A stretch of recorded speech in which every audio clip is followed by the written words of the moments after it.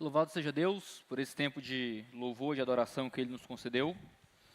Como no texto que nós lemos hoje no culto, a gente vai para Apocalipse capítulo 7. Você pode ir abrindo suas Bíblias em Apocalipse capítulo 7. Nós já lemos todo o texto no momento de leitura no culto, então eu vou ler esse texto apenas em blocos. Eu vou começar lendo o primeiro grande bloco, que vai do versículo 1 ao versículo 8, e na metade do sermão eu leio o segundo bloco, do verso 9 e em diante. Enquanto você vai abrindo, permita-me lembrá-lo onde é que a gente está no relato do Apocalipse. O livro do Apocalipse chegou no momento em que João vê um livro, um rolo na mão direita do Deus Pai no trono. Esse rolo que está na mão direita do Deus Pai é o rolo do plano de Deus manifesto no fim dos tempos.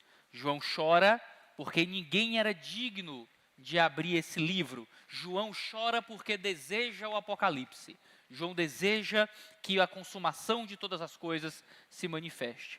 Ninguém podia abrir esse livro, mas o Cordeiro que venceu, nosso Cristo, pôde abri-lo. Esse rolo selado com 7 selos, com 7 travas nesse rolo, ele é aberto selo por selo. E à medida que cada selo é aberto, uma punição recai sobre o mundo, trazendo da justiça divina sobre a humanidade. 6 selos já foram abertos. 6 dos 7 selos foram completamente abertos. Você lembra que no 6º selo existe algo diferente. No 6º selo, os céus se abrem, os céus se descortinam, agora o mundo vê os céus, agora os reis da terra, os poderosos e até mesmo os fracos, todos que estão longe de Cristo, temem a ira do Cordeiro que cairá diante de todos os homens. Essa ira cairá, a punição virá, eles se escondem debaixo dos montes, agora é para vir o 7º selo. O 7º selo que marca a descida da ira de Deus, manifesta sobre a humanidade. Uma ira que não cai de forma completa, imediatamente, mas uma ira que cairá ao longo do restante do relato do livro do Apocalipse. No entanto, o apóstolo João, que está olhando para o céu e para a terra e vendo na terra o efeito daquilo que acontece nos céus, e então vendo nos céus a consequência do que acontece na terra, com os santos indo, então subindo até o Pai, agora nós temos um momento que interrompe o relato dos selos. O 7º selo será aberto, isso acontece no próximo capítulo do Apocalipse, mas antes do 7º selo ser aberto, antes da ira de Deus recair sobre nós, como mundo, uma coisa acontece. E João vê 2 multidões. Ele vê uma multidão de judeus e ele vê uma multidão de gentios, de não judeus. A primeira multidão, a multidão de judeus, são os chamados de 144 mil do livro do Apocalipse. Se você ler comigo do versículo 1 ao versículo 8 do capítulo 7 do livro do Apocalipse, nós lemos o seguinte. Depois disso, ou seja, depois dos 6 selos sendo derramados, vi 4 anjos em pé, nos 4 cantos da terra. Lembre que essa é uma declaração profética, não necessariamente é literal. O planeta Terra não tem necessariamente 4 cantos. Eu não ia dizer isso, mas alguém me parou ali na hora de comunhão e disse, pastor, hoje você explique, viu? Que 4 cantos não é porque a Terra é plana, não. Certo? Eu disse, eu preciso explicar isso, irmão. Pastor, é bom explicar. Aí eu, tudo bem, eu vou seguir o conselho. Eu estou explicando, tá? 4 cantos é uma linguagem metafórica, certo? A gente usa essa linguagem até hoje, os 4 cantos da Terra, mesmo sabendo que a Terra é redonda. Mas eu estou digredindo aqui, isso é só outro assunto. Segurando, ainda no verso 1, os 4 ventos da terra, para que nenhum vento soprasse sobre a terra, nem sobre o mar, nem sobre árvore alguma. Vi outro anjo, que subia do nascente do sol, tendo o selo do Deus vivo. Ele gritou com voz bem forte aos 4 anjos, aqueles que tinham recebido o poder para causar dano à terra e ao mar, dizendo: não danifiquem a terra, nem o mar, nem as árvores, até marcarmos com um selo a testa dos servos do nosso Deus. Então ouvi um número dos que foram marcados com o selo. Eram 144 mil, de todas as tribos dos filhos de Israel. Da tribo de Judá foram marcados com o selo 12 mil, da tribo de Ruben 12 mil, da tribo de Gade 12 mil, da tribo de Aser 12 mil, da tribo de Naftali 12 mil, da tribo de Manassés 12 mil, da tribo de Simeão 12 mil, da tribo de Levi 12 mil, da tribo de Issacar 12 mil, da tribo de Zebulon 12 mil, da tribo de José 12 mil, da tribo de Benjamim foram marcados com o selo 12 mil. Até aqui. Queridos, o texto começa falando de uma ira que estava prestes a cair sobre nós, os 4 anjos esperando, os 4 cavaleiros do Apocalipse esperando para trazer mais ira, mais da punição que viria sobre nós, a ira de Deus então caindo. Mas antes da ira de Deus ser derramada, o anjo pede para que parem, não derramem ainda da ira de Deus sobre todos, porque nós vamos marcar nossos servos com um selo. Você deve saber mais à frente que haverá um selo que vai marcar aqueles que seguem o anticristo, aqueles que seguem a besta, aqueles que seguem o falso profeta, um selo que estará na testa ou na mão direita. Aqui há um selo também colocado na testa, mas não o selo do anticristo, o selo daqueles que servem a Deus, selados para o Senhor. O texto diz que o anjo segura o selo, retém o mal que cairia para marcar alguns servos. Aí você imagina que serão marcados, então, talvez, cristãos. Alguns dos crentes que seguem a Deus com fidelidade, para que a ira de Deus não recaia sobre eles.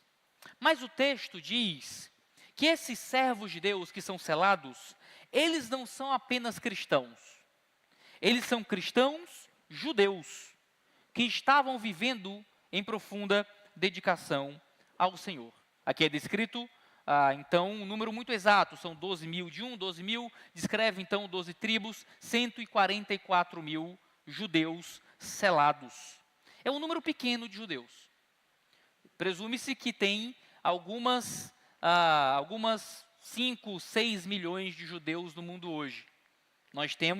Se temos 6 milhões de judeus no mundo hoje, haverá 144 mil desses judeus, nesse tempo final, selados para Deus. Quem são esses judeus em si? Esses judeus aparecem sem muita explicação, aqui em Apocalipse 7. Não se descreve muito bem quem são esses servos de Deus. A gente só vai descobrir quem eles são de forma um pouco mais detalhada em Apocalipse 14, quando eles aparecem de novo. No versículo 4 de Apocalipse 14, diz que esses são os que não se macularam com mulheres, porque são virgens. Eles seguem o Cordeiro por onde quer que ele vá. São os que foram comprados, dentre todos os seres humanos, primícias para Deus e para o Cordeiro. E não se achou nenhuma mentira em sua boca, e não tem mácula. Então, quando 144 mil aparecem novamente no livro do Apocalipse, em Apocalipse 14, há um descritivo mais claro de quem eles são. Aqui nós já sabemos que eles são judeus. Deus ainda tem um plano a se concretizar com o povo judeu. Você sabe que no Antigo Testamento o povo judeu foi um povo escolhido, era o povo de Deus manifesto, Cristo veio para o povo judeu. No entanto, nós lemos no Evangelho de Mateus que ele veio para os seus, mas os seus não o receberam. Então, ele traz o Evangelho que deveria ter vindo para o seu povo a todos os povos. E pela queda dos judeus é que houve a nossa entrada nessa nova e maravilhosa aliança no seu sangue. No entanto, nós ainda lemos por Paulo que Deus ainda teria um trato com o povo judeu. Nós não acreditamos que Deus tem 2 povos, nós não acreditamos que judeus são salvos por serem judeus. Você só é salvo se fizer parte do povo do Messias, do Cristo. Judeus que não seguem o Messias estão seguindo a religião errada. O povo de Israel, a gente tem essa ideia hoje, né? Eu lembro de uma entrevista feita em uma marcha política, e havia uma mulher com a bandeira de Israel. Aí perguntaram para ela, por que você está com a bandeira de Israel? Ela, porque nós somos cristãos. E na cabeça dela, ser cristão significa ter uma bandeira de Israel. Tudo bem, muitos cristãos são pró-Israel e os debates sobre Palestina é uma outra seara. Mas os judeus não são salvos se eles não seguirem Jesus. Os judeus estão fora do plano de Deus de salvação à parte de Cristo. No entanto, Paulo vai deixar claro no livro de Romanos que Deus trará os judeus à fé. De que Deus tem um trato com o povo judeu. E que no meio do plano escatológico de Deus, que inclui coisas que ainda acontecerão com os judeus, Deus há de trazer muitos deles à fé. Haverá um avivamento dentro da comunidade judaica para que eles venham a Cristo. Em Romanos 11, Paulo pergunta por que se de fato eles terem sido rejeitados por causa de seu pecado trouxe reconciliação ao mundo. Ou seja, porque os judeus rejeitaram a Cristo, esse evangelho chega a todos os povos? O que será então o seu restabelecimento, se não vida dentre os mortos? Segundo Paulo, então, quando houver a plenitude dos gentios, ou seja, o momento em que o evangelho chegar aos gentios de forma completa, haverá um avivamento, haverá uma trazida de uma quantidade imensa da comunidade judaica para a fé. Aqui nós sabemos que parte dessa comunidade judaica, esses 144 mil, que não são todos os judeus crentes, mas um grupo desses judeus crentes, será selado por Deus de forma especial. O texto diz que eles são judeus, diz que eles são celibatários, são homens que nunca se casaram, pessoas que nunca se entregaram ao casamento, diz que eles seguiam o cordeiro onde quer que ele fosse, o que é uma linguagem profundamente missionária. Ou seja, esses eram judeus que muito possivelmente se entregaram à obra missionária, à pregação do evangelho de Cristo Jesus, ao ponto de nunca terem família. Então eram celibatários, solteiros, que se entregaram ao serviço missionário, tomados como primícias. Ou seja, essa linguagem é muito própria da própria comunidade judaica, eles eram os primeiros frutos, talvez os primeiros judeus que se converteram nesse grande avivamento que haverá de chegar na comunidade judaica, e eram homens de integridade, sem mentira e sem mácula. O elemento principal aqui, obviamente, é que eles pertencem ao Cordeiro. Uma vez que Jesus veio cumprir aquilo que Israel não cumpriu, Jesus então transcendeu as categorias étnicas. Mas Jesus não despreza aquilo que era um plano inicial que ele tinha com a comunidade judaica. É um elemento fundamental aqui, de um Deus que ainda há de alcançar o povo judeu. Os judeus são obra missionária. Muitos cristãos pensam em Israel como um local para ir lá tirar férias, para andar onde Jesus andou.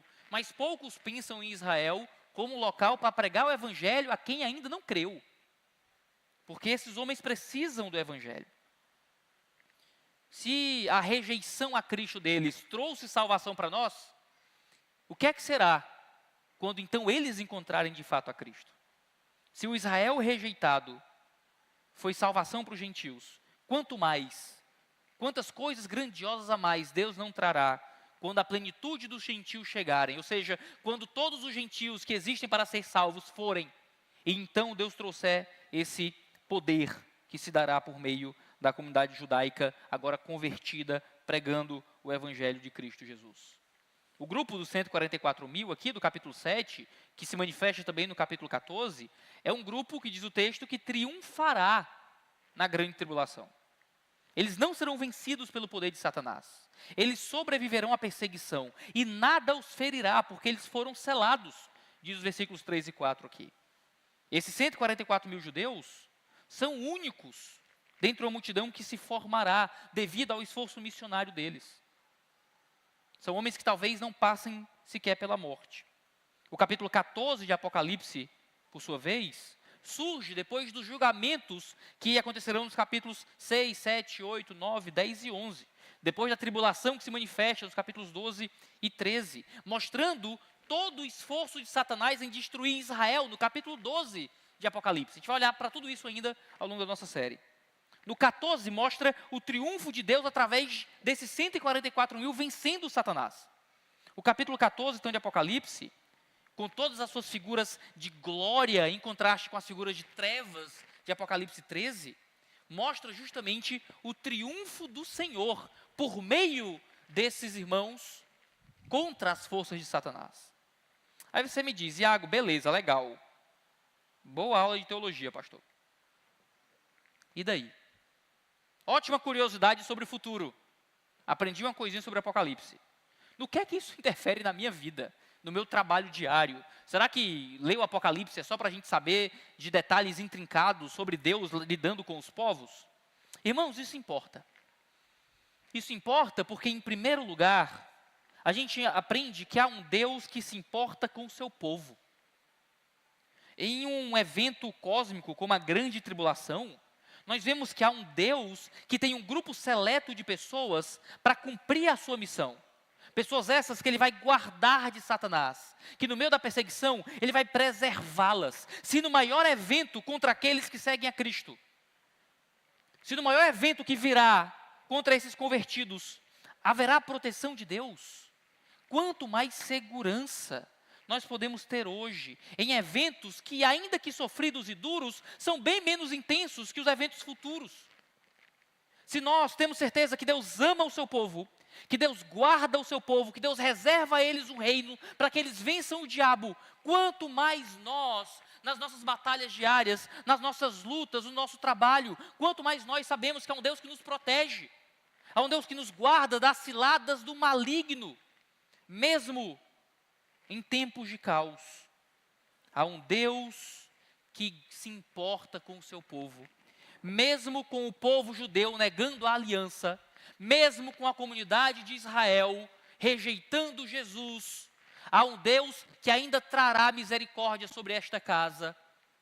Quanto mais nós podemos ter confiança de que Deus não nos abandonará e nunca nos entregará a nossa própria sorte, mesmo quando somos indignos e infiéis e quebramos sua aliança. É a mensagem de Paulo em 1 Timóteo, quando ele diz que ele não nos rejeita, mesmo quando somos infiéis, porque ele não nega a si mesmo. A promessa dele de nos guardar, de nos manter em fidelidade, é uma promessa que perpassará qualquer circunstância dessa vida. Eu não sei você, às vezes eu penso, o que é que consegue me tirar de Jesus? O que é que poderia me tirar da fé? Qual circunstância talvez fosse difícil demais, tentadora demais, para que um dia eu largue o meu Cristo? Tive um momento com um presbitério, recentemente. Eu disse, olha, isso aqui na minha vida eu acho que é uma zona de fraqueza. Isso aqui é uma coisa que, se acontecesse, eu acho que eu trocava o meu ministério por esse pecado. Falei com os homens lá. E muitas vezes eu me vejo, sabe, visualizando, pensando, será que eu aguentava? Será que eu aguentava a vida de Jó? Será que se fossem os meus 10 filhos mortos na minha frente, eu cria? Será que se fosse eu perdendo tudo, eu cria? Eu vejo a história de homens e mulheres de Deus, da história e do passado, e o modo como eles passaram por sofrimentos terríveis, crendo. E às vezes eu não consigo me colocar ali, eu digo, meu Deus, se fosse eu passando por isso, será que eu cria? Ou será que eu não faria justiça com as próprias mãos? Ou será que eu não ia lá, atrás da justa paga, quando a justiça humana não fosse o bastante? Ou será que seria eu que ia desfalecer, que não creria? Se fosse o meu filho lá, será que era eu que aguentava? Será que eu cria? Será que eu permanecia? Mas eu lembro de uma coisa. Eu lembro que Deus nos dá a graça necessária para enfrentarmos os momentos que Ele nos dá. A graça vem junto do sofrimento. E hoje, quando eu encontro e percebo sofrimentos futuros, talvez fossem fortes o bastante, com a graça de hoje para me abalar, eu sei que Deus me mandará o sofrimento, junto da graça necessária para enfrentar o sofrimento. A gente olha para os relatos da grande tribulação, fome, dor, a ira de Deus derramada, 1/3 da humanidade morrendo. E a gente imagina, se eu tivesse aí eu não cria, se eu tivesse aí eu não aguentava. Mas a certeza que temos é que é um Deus que preserva o seu povo, onde Ele traz a dor junto com o selo para preservar o seu povo. A certeza e a confiança que podemos ter, meus irmãos, é a de Paulo, que ele não nos dá nenhuma tentação maior do que aquilo que Ele sabe que nós podemos aguentar pela sua graça. É a certeza de Jó, que mesmo diante das dores mais terríveis, Ele nos dá junto com a dor a força necessária para permanecermos fiéis. O relato dos 144.000 é poderoso, porque o Deus que envia a punição dos selos, o Deus que envia a ira, o Deus que envia o tormento, é o mesmo Deus que envia o anjo para selar os que são seus, para que o tormento da ira e da punição não nos alcance, para que o tormento não nos tire do caminho que Ele preparou para a gente. É Deus quem manda o sofrimento na nossa vida? É. Eu falei isso para um amigo um dia. A mulher dele estava na UTI. Ele olhou nos meus olhos e perguntou: tu está me dizendo que foi Deus quem deu câncer para minha esposa? É você que está me dizendo que foi Deus que deu o câncer que está matando a minha mulher? É fácil ser calvinista no púlpito, né? No Twitter, eu sou o maior calvinista do Brasil. Quando o cara pergunta, minha mulher está morrendo de câncer agora, foi Deus? É Deus que está matando minha esposa? Aí o nosso calvinismo treme assim, né? Porque a verdade, irmãos, é que é Deus que manda o sofrimento, é Deus que manda a dor, é Deus que manda a desgraça, é Deus que manda o câncer, é Deus que manda a doença, é Deus que manda a morte, é Deus que manda os bloqueios no coração dos nossos filhos. É Deus que manda as doenças genéticas, é Deus quem manda tudo aquilo que deste lado da eternidade é triste e doloroso. Mas o mesmo Deus que abre os selos é o Deus que nos sela. O mesmo Deus que manda os anjos para trazer o mal e a desgraça sobre o mundo é o Deus que impede e para por um tempo a força desses anjos para que Ele cele aqueles que são seus. Para que tenhamos a certeza e a confiança de que Ele continuará nos preservando para sempre. Deus nunca manda o sofrimento sem mandar junto dele o selo do Espírito Santo. Deus nunca manda a dor, nunca manda a fome, nunca manda a doença, nunca manda a solidão, nunca manda os dias de catástrofe, sem não mandar junto aquilo que provém dele, para que possamos sustentar a nossa fé no meio do dia da dor. No evento de maior perseguição àqueles que serão seguidores de Cristo, Deus ainda comissiona homens para pregar o seu nome. Você viu? Eles eram homens, 144.000, eram aqueles que seguiam Jesus onde quer que ele fosse, que seguiam Jesus, que levavam o evangelho de Jesus, que sequer se casaram para poder fazer isso com mais vigor e força. Porque Deus continua levantando os seus, mesmo no pior momento. Mesmo nos países onde o evangelho é perseguido, Deus levantou missionários lá. Porque Deus intenta que o seu povo pregue o seu nome, mesmo nos piores momentos. Porque Deus tem pessoas a alcançar, mesmo nos piores momentos. Porque Ele continua trabalhando no mundo, mesmo quando Ele manda os momentos de dor. Porque esse é o Deus que guarda aqueles que Ele sela. Todos nós, irmãos, mesmo que não sejamos desses 144.000, todos nós somos selados com o selo do Espírito Santo. Isso já nos garante o penhor de uma herança eterna. Há um Deus que nos sela e que nos guarda. Se no evento de maior perseguição Ele guarda uns, irmãos, quem então nos arrancará de qualquer outra perseguição das mãos desse Deus? O selo do Espírito está em todo aquele que crê, o que nos dá a certeza de que nem morte, nem profundidade, nem fome, nem dor, nem o que há, nem o passado, nem o nosso presente, nem o que está por vir, nada fará com que saiamos das mãos desse bom Deus. Irmãos, o capítulo 7 de Apocalipse é uma luz no meio dos selos que são abertos, trazendo desgraça sobre a terra. O capítulo 14 é uma luz que mostra a vitória dos selados sobre catástrofes. E o poder de Deus cuidando dos seus é maior do que tudo isso. Não há trevas que não sejam sobrepujadas pela luz da glória de Deus. Não há sofrimento que não seja vencido pela missão de Deus de trazer paz para os seus. Não há derrota para os que estão em Cristo. Nem Satanás pode vencer aqueles que Deus separou para si. Ninguém pode nos acusar mais diante do Senhor. porque Ele nos cela e nos justifica. Ele fará isso com os 144.000 no fim. O que dirá de nós, selados pelo seu Espírito, hoje entregues a Ele? Mas há um segundo grupo aqui no livro do Apocalipse que se manifesta nesse capítulo, que é o grupo da grande multidão. João primeiro vê esses 144.000 selados ainda na terra, mas então ele vê um outro povo. Depois dessas coisas, vi, e eis grande multidão, que ninguém podia contar. O que eu acho engraçado é que alguns irmãos, com todo respeito a eles, que os amo muito, de outras linhas teológicas, acreditam que os 144.000 são, na verdade, a igreja. Na verdade, a mesma multidão que vai aparecer agora aqui, como se fosse um povo só. Esse povo não era judeu, não. Era, na verdade, uma metáfora para a igreja, porque a igreja é que são os novos judeus. Mas aí João conta 144.000. E agora ele vê uma multidão que ele não consegue contar. Como é que a multidão que ele consegue contar e a multidão que ele não consegue contar é a mesma multidão? Não faz nenhum sentido para mim. Mas ele vê uma grande multidão que ninguém podia contar. O texto diz aqui que eles eram israelitas, os 144.000. Mas agora são de todas as nações, tribos, povos e línguas. Não tem como ser o mesmo grupo, são dois grupos diferentes. Aqui eles estão em pé, diante do trono e diante do cordeiro, vestidos de vestes brancas, com ramos de palmeiras nas mãos. Verso 10 diz: e clamavam com forte voz, dizendo ao nosso Deus, que está sentado no trono, e ao cordeiro pertence a salvação.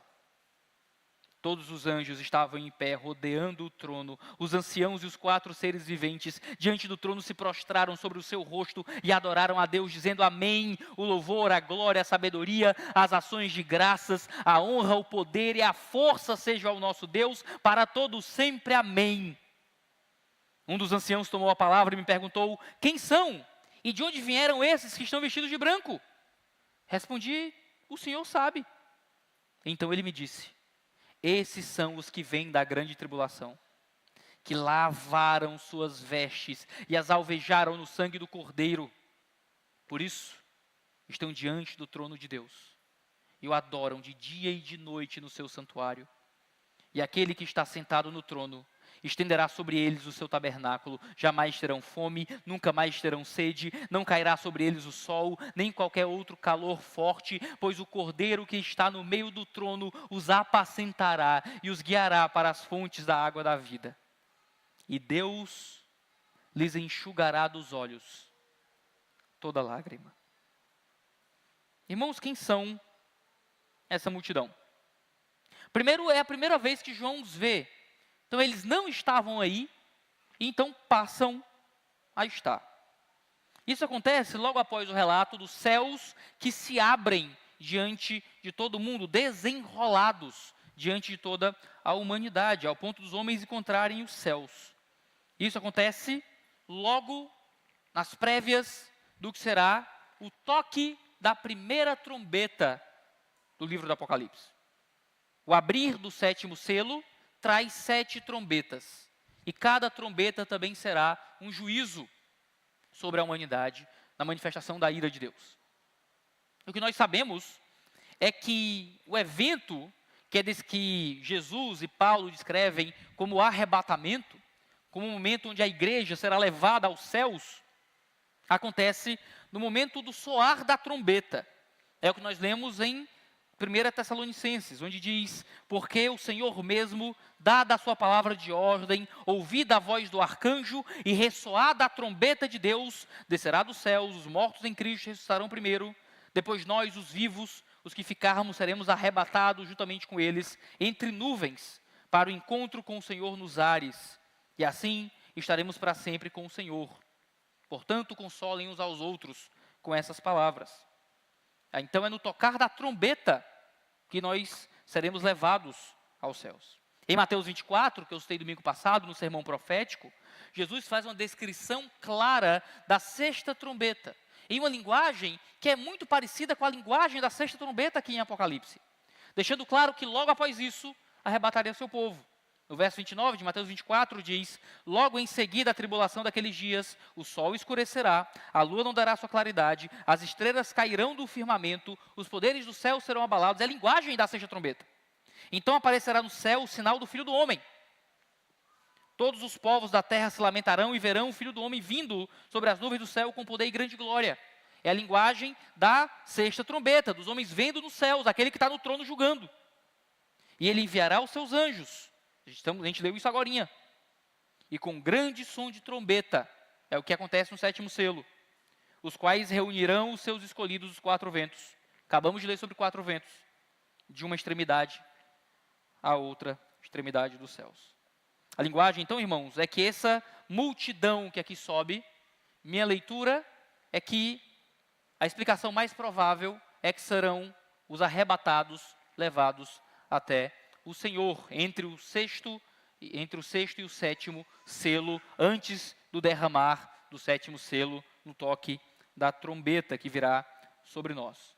Eu sei que muitos outros irmãos, teólogos, alguns teólogos mais inteligentes do que eu, mais estudados do que eu, têm visões diferentes, e tudo bem, mas essa ainda me parece a leitura mais provável do relato do Apocalipse e daquilo que nós encontramos nos outros textos. Nenhum de vocês, se pensar diferente, não posso mais ser membro da Manaim, eu não creio que o arrebatamento acontece aí. Eu não sei nem se os outros pastores concordam comigo, quanto mais os membros, né? Então vocês podem ficar à vontade. Mas o que me parece é que essa é a melhor interpretação desse momento na história desse livro, onde Deus, então, antes de derramar a sua ira, no sétimo selo, leva para si e arrebata para si aqueles que são seus.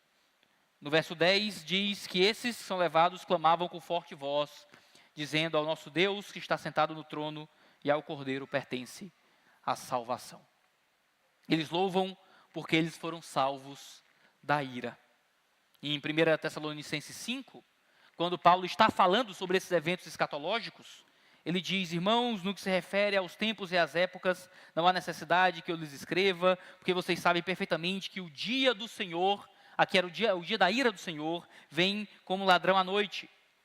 Então ele fala para sermos vigilantes, diz o verso 4, mas vocês, irmãos, não estão em trevas, para que este dia não os apanhe de surpresa como um ladrão. E então fala que nós não passaremos pela ira desse dia. Quando diz no verso 9, porque Deus não nos destinou à ira, mas para alcançar a salvação mediante o Senhor Jesus Cristo. Essa ira, nesse contexto escatológico, parece falar da ira do Cordeiro a ser derramada sobre o mundo. Esses que escapam da ira sobem aos céus, dizendo que ao Senhor pertence a salvação. Irmãos, há um Deus que nos livrará da ira escatológica, para que a sua ira não seja derramada sobre nós. A certeza que temos é que assim como não cairemos na ira da condenação eterna, não cairemos na manifestação dessa ira nos tempos escatológicos. Sofreremos, e sofreremos muitas das dores dos selos que serão abertos, mas quando o selo que há de ser aberto for o selo da condenação e da ira derramada sobre o mundo, onde este lado da eternidade receberá daquilo que é final, nós seremos poupados.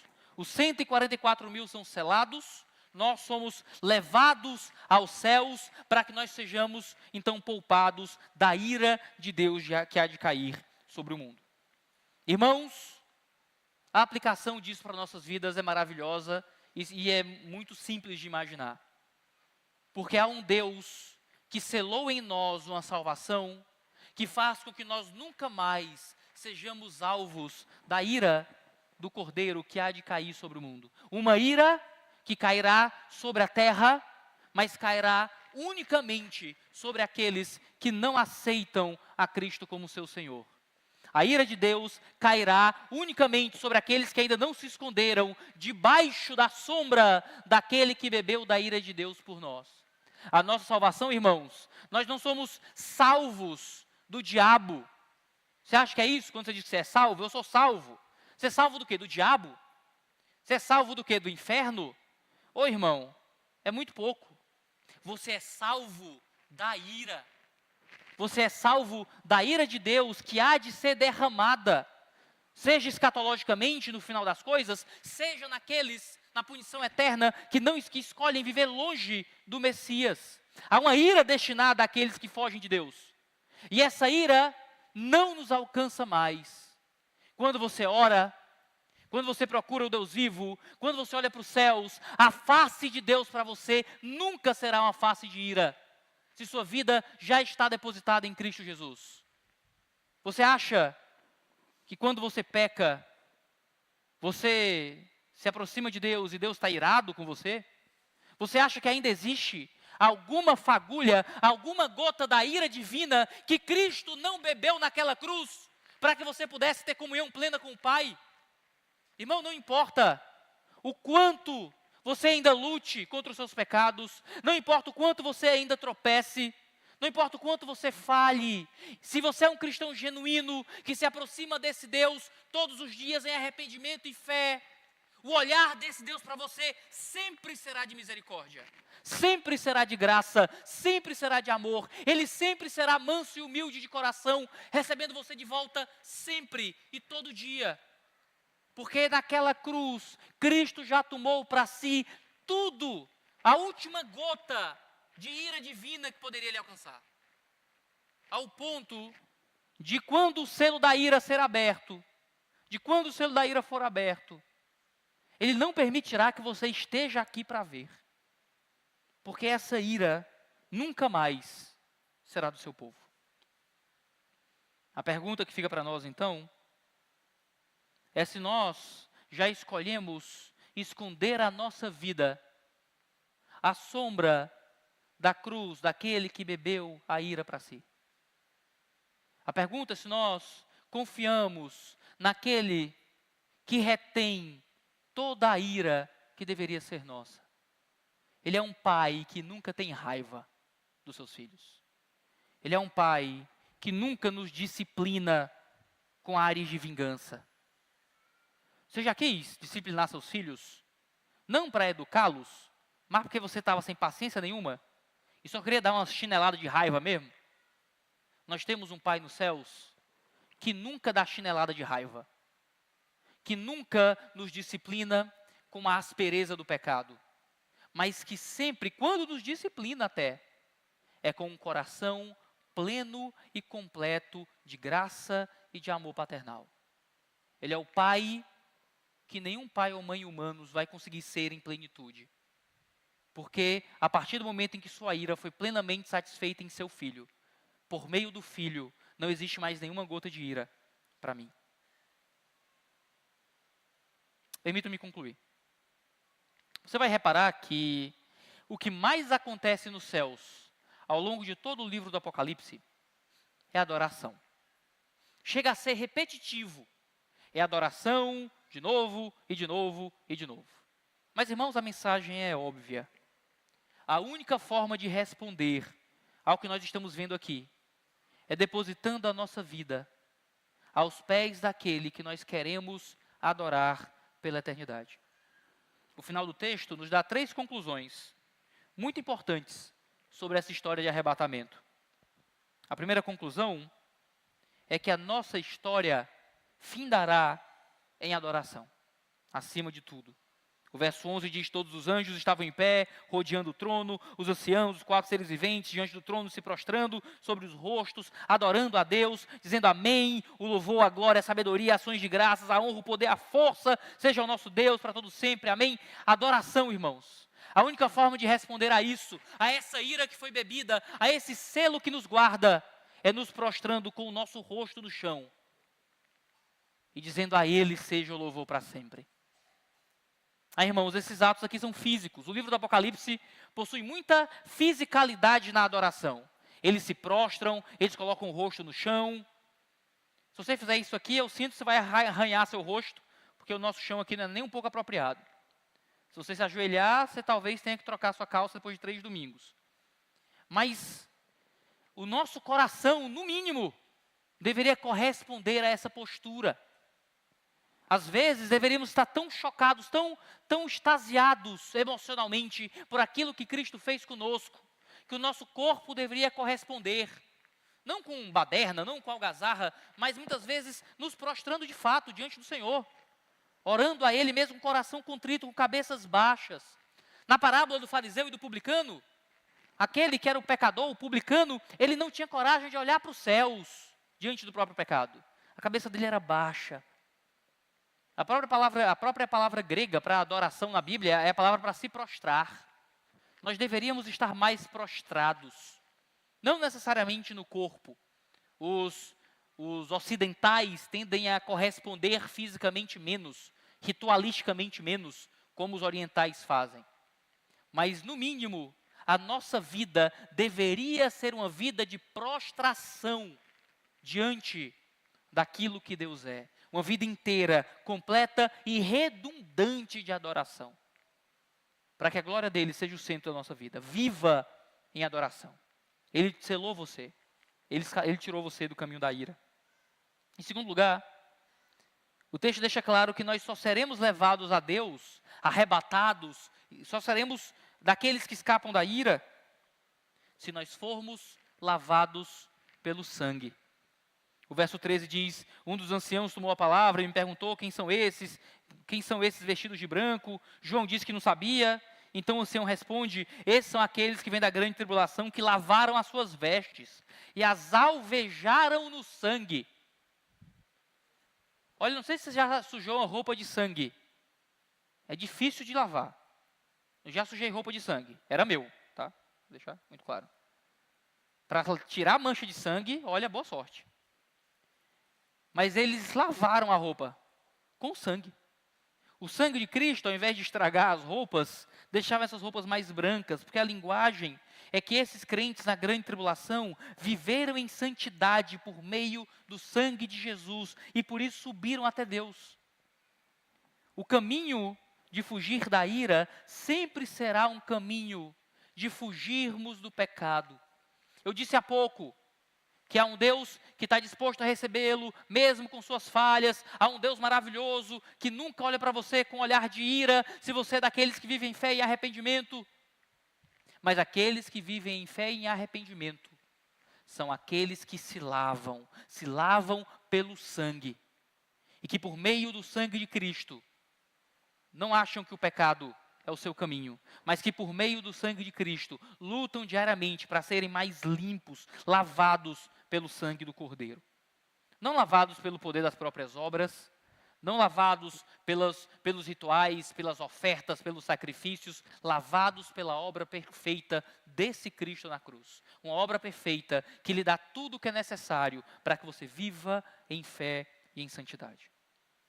Em último lugar, irmãos, o texto deixa claro que no fim de tudo, quando Ele nos levar, a nossa morada celestial é uma morada de consolo dado pelo próprio Deus. O verso 15 tem muitos elementos, 15 a 17. Por isso estão diante do trono de Deus, o adoram de dia e de noite no seu santuário, e aquele que está sentado no trono estenderá sobre eles o seu tabernáculo, jamais terão fome, nunca mais terão sede, não cairá sobre eles o sol, nem qualquer outro calor forte, pois o Cordeiro que está no meio do trono os apacentará e os guiará para as fontes de água da vida. E Deus lhes enxugará dos olhos toda lágrima. Primeiro nós moraremos no tabernáculo dele. Quantos talvez não ficaram em desabrigo durante esse período futuro? Quantos de nós não viemos de lares destruídos? Alguns de nós talvez enfrentaram o desabrigo, talvez o medo do desabrigo, talvez vieram de lares que dariam tudo para ter saído mais cedo. E a certeza que temos é que moraremos em moradas que são dele, em um tabernáculo eterno, não mais distantes, não mais convidados pelo pecado, mas agora estaremos no próprio tabernáculo de Deus para sempre, nunca mais teremos fome ou sede. Todo o vazio e a vontade de preenchimento que temos aqui nunca mais nos alcançará, porque seremos plenamente preenchidos dele. Todo o medo da fome, todo o medo da sede, todas as lutas por sobrevivência não terão mais sentido, porque encontraremos a existência plena, nunca mais teremos calor, aleluia! Nunca mais teremos calor, nunca mais sofreremos das intempéries, dos dias desertos, dos momentos de sofrimento, da seca, da falta d'água, da morte dos animais. Seremos guiados para as fontes de água da vida. onde beberemos agora de uma água que jorra a partir do próprio céu, para que para sempre sejamos satisfeitos nele. Ah, irmãos, não é isso que nós procuramos sempre? Não é isso que os marqueteiros do Instagram tentam vender para a gente o tempo inteiro? Não é isso que o novo item do mercado, que o novo sonho, a nova viagem, não é isso que tudo aquilo que nós vemos à nossa volta promete para a gente, promete constante de novo e de novo, que em breve nós alcançaremos finalmente essa satisfação plena. E se eu construir a minha casa no meu terreninho ali serei satisfeito. Se conseguir trocar esse meu marido ruim por aquele que está dando bola para mim na academia, aí sim eu serei feliz. Quando eu terminar esse curso, quando eu conseguir minha promoção, quando eu comprar o que eu tanto quero, quando eu chegar lá, aí sim terei bebido. Mas não é a água da vida, irmão. Não é o que te satisfará para sempre. A satisfação eterna jorra unicamente daquele que limpará dos nossos olhos toda lágrima. Uma das coisas que eu acho mais lindas das linguagens que são usadas no Apocalipse, irmãos, é que Deus poderia ter dito a João, por meio do anjo, por meio do ancião, que nós não choraríamos. Seria bom bastante. Quando você chegar no céu, você não chora mais. Quando você chegar no céu, você não lamenta mais. Quando você chegar nos céus, você não tem mais dor. Mas é além disso. É mais do que isso. É que chegaremos nos céus com olhos marejados. Chegaremos nos céus ainda com os requisitos de nossas lágrimas. E o próprio Deus, aquele que está sentado no trono, aquele que tinha na sua mão direita o livro com os selos, os dedos dele tocarão os nossos rostos, para consolar as nossas dores e limpar as nossas lágrimas. A certeza que temos é que se nós estamos debaixo do Cristo que nos tira da ira, é que encontraremos nos céus um Deus que Ele próprio nos consolará. E Ele próprio será a razão de nunca mais qualquer lágrima sair de nossos olhos. Porque Ele não é apenas o Deus que nos livra da ira, Ele também é o Deus que toca nas nossas frontes para limpar as nossas lágrimas. A questão é, isso é para aqueles que lavam suas vestes no sangue do Cordeiro.